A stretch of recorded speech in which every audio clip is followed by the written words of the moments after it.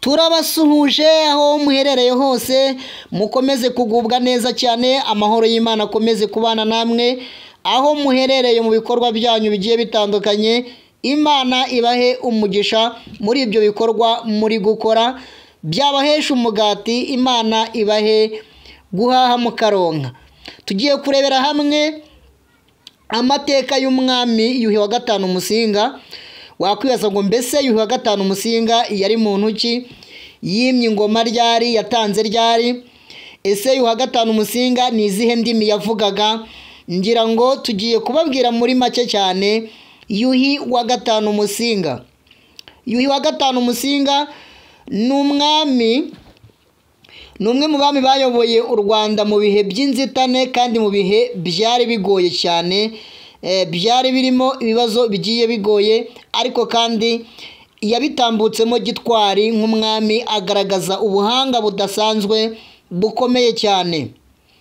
Yuhi wa gatanu Musinga ni umuhungu wa Kigeli Rwabugiri ndetse na Nyirayuhi Kanjogera.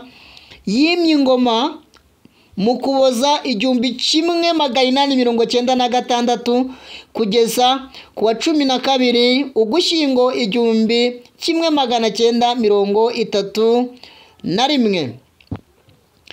Uyu Yuhi wa gatanu Musinga niwe mwami wa mbere mu Rwanda watunze amafaranga aturutse i Burayi. Ako ni akantu k'umwihariko kuri Yuhi wa gatanu Musinga, niwe mwami wa mbere watunze amafaranga aturutse i Burayi.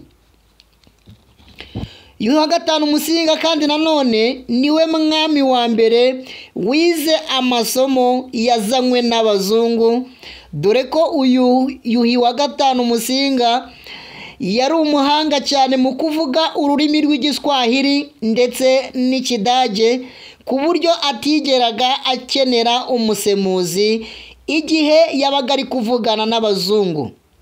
Urumva Yuhi wa gatanu Musinga ni umwami wayoboye u Rwanda, ariko kandi akaba umwami wari umuhanga cyane. Yuhi wa gatanu Musinga yatanze kuwa 25 Ukuboza 1944 ari mu buhungiro i Moba muri Kongo. Nibwo yatanze kuwa 25 Ukuboza 1944 ari mu buhungiro i Moba muri Repubulika Iharanira Demokarasi ya Kongo.